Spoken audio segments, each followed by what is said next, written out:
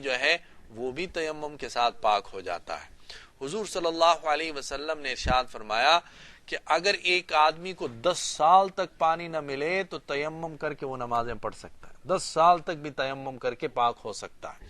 یہ اس مٹی کے اندر خصوصیت اللہ سبحانہ و تعالی نے رکھ دی اس امت کے لیے کہ ہم اس مٹی کو استعمال کر کے اپنے آپ کو پاک کر دیتے۔ ویسے اگر ہم مٹی کے اندر اپنے آپ کو لوٹ پوٹ کر لیں تو شریعت اس کی اجازت نہیں ہوتی دیتی، گندے ہو جاتے۔ لیکن اسی مٹی کو ہم شریعت کے مطابق استعمال کریں تو یہ مٹی ہماری پاکی کا ذریعہ بن جاتی ہے، ہم پاک ہو جاتے ہیں۔ پہلے ہم قرآن پاک نہیں چھو سکتے، تیمم کے بعد چھو سکتے ہیں۔ پہلے ہم نماز نہیں پڑھ سکتے تھے، تیمم کے ساتھ نماز پڑھ سکتے ہیں۔ اب تیمم کیسے کرتے ہیں؟ تو تیمم کے اندر 2 ضرب ہوتے ہیں، 2 ضرب۔ 2 ضرب کا مطلب یہ ہے کہ آپ نے اپنے دونوں ہاتھوں کو مٹی کے اوپر یا ڈھیلے کے اوپر یا پتھر کے اوپر یا کوئی بھی ایسی چیز جو زمین کے جنس سے ہو، جو زمین سے ہو، اس کے اوپر آپ نے اپنے دونوں ہاتھوں کو مارنا ہے تیمم کی نیت کے ساتھ۔ تیمم کے اندر نیت فرض ہے اور وضو کے اندر نیت مستحب ہے۔ وضو کے اندر نیت نہ کی تو وضو ہو جائے گا، ثواب میں کمی آئے گی۔ تیمم میں اگر آپ کی پاکی کی نیت نہ ہو تو تیمم ہی نہیں ہوا، تو اس لیے تیمم کے اندر نیت فرض ہے۔ سب سے پہلے نیت، اس کے بعد دونوں ہاتھوں کو ایک مرتبہ مارنا ہے اس مٹی کے اوپر، آرام سے، اتنے زیادہ زور سے نہیں۔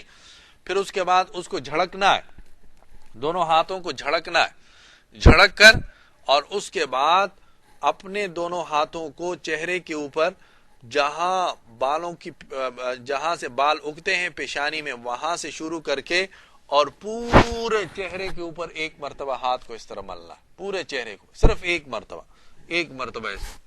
تو یہ ایک ضرب ہوا۔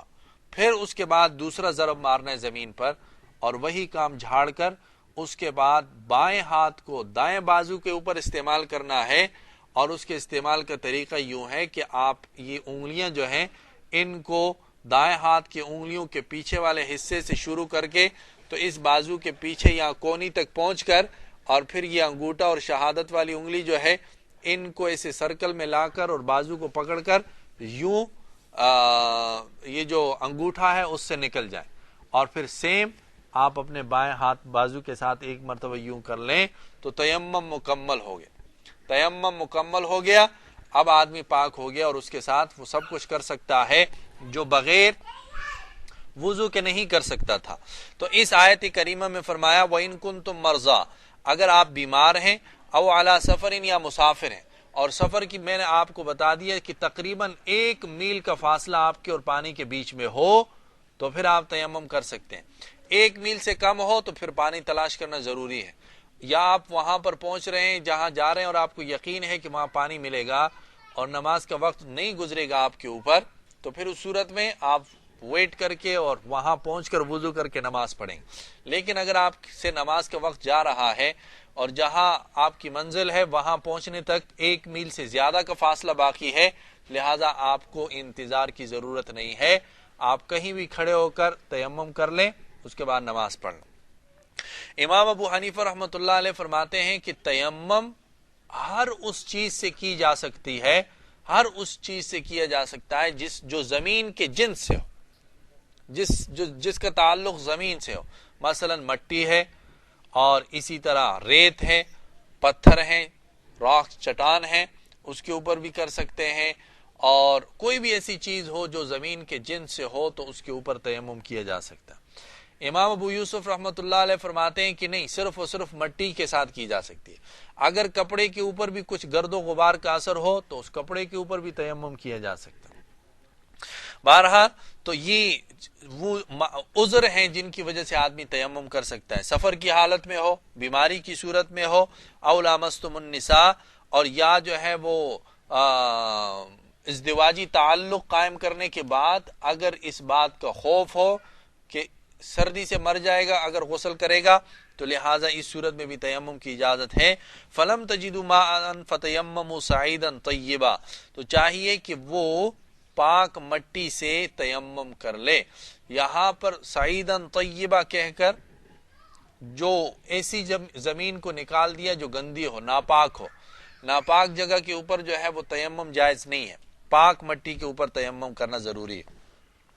फमसहू बिवुजूहिकुम व अयदीकुम, उसके अंदर दो ज़रबे हैं, मसा करे अपने चेहरे को, व अयदीकुम और अपने दोनों बाजुओं को, इन्नल्लाह काना अफुव्वन गफूरा, बेशक अल्लाह सुब्हानहू व तआला माफ करने वाले बड़े बख्शने वाले। बस औकात तयम्मुम करके भी आदमी के दिल में ये डर और खौफ रहता है कि पता नहीं मेरी नमाज कबूल हुई कि नहीं हुई, मेरी नमाज जो है वो कबूल हुई कि नहीं हुई, और उसको खौफ होता है इस बात का कि कहीं मैं तयम्मुम के साथ पाक हुआ या नहीं हुआ। तो अल्लाह सुब्हानहू व तआला ने खुद इरशाद फरमा दिया कि इन्नल्लाह काना अफुव्वन गफूरा, अल्लाह सुब्हानहू व तआला माफ करने वाले और बड़े बख्शने वाले मेहरबान हैं। उसी ने हुक्म दिया है तयम्मुम का, उसी ने ये रुख्सत दी है, उसी के ऊपर अगर आप अमल करेंगे तो इंशाअल्लाहुल अजीज अल्लाह सुब्हानहू व तआला उसको माफ करेंगे। अलम तरा इलल लज़ीना ऊतू नसीबम मिनल किताब, क्या तूने उन लोगों को नहीं देखा जिनको किताब का एक हिस्सा दिया गया, यश्तरून ज़लाला, वो लोग गुमराही को खरीदते हैं, इख्तियार करते हैं, व युरीदून अन तज़िल्लु सबील, और वो चाहते हैं कि तुमको भी राह से भटका दें, तुम्हारे लिए तुम्हें भी गुमराह करने की कोशिश करते हैं। वल्लाहु अअलमु बिअअदाइकुम, अल्लाह तुम्हारे दुश्मनों को खूब जानता है। व कफा बिल्लाहि वलिया, और अल्लाह सुब्हानहू व तआला काफी है रफीक दोस्त, व कफा बिल्लाहि नसीरा, और अल्लाह सुब्हानहू व तआला ही काफी है मददगार। इस आयत करीमा में अहले किताब के अंदर दो तबके आते हैं, ईसाई और यहूदी, वो मुखातिब हैं, और फिर इन दोनों में से भी यहूदी ज्यादा मुखातिब हैं चूंकि वो मदीना में रहते थे। तो फरमाया अलम तरा इलल लज़ीना ऊतू नसीबम मिनल किताब, बाज अहले किताब ऐसे हैं कि जिनको किताब दी गई कि उन्होंने किताब के बावजूद गुमराही को इख्तियार कर लिया, हिदायत को छोड़कर गुमराही को इख्तियार कर लिया। क्यों? इसलिए कि उनके किताब के अंदर ये बात मौजूद थी, हुजूर सल्लल्लाहु अलैहि वसल्लम की तशरीफ आवरी का और कुरान हकीम की अल्लाह के आखिरी किताब होने के, ये सारी बशारतें उसके अंदर मौजूद थी। उन्होंने उसके बावजूद गुमराही को इख्तियार किया, इनकार करके उसको न मानकर उन्होंने गुमराही को इख्तियार किया। और आगे फरमाया व युरीदूना अन तज़िल्लु सबील, खुद गुमराह नहीं बल्कि उनकी कोशिश होती है कि तुम भी गुमराह हो जाओ, तुम्हें भी नहीं छोड़ेंगे। ये उस वक्त के मुसलमानों के लिए नहीं, क़यामत तक के मुसलमानों के लिए ये हुक्म है। आज भी पूरी दुनिया के अंदर बड़ी कोशिश होती है, गैर मजहब लोग कोशिश करते हैं कि किसी न किसी तरीके से किसी मुसलमान को भटका दें, गुमराह कर दें। वो अगर पैसे की सूरत में हो तो पैसे से,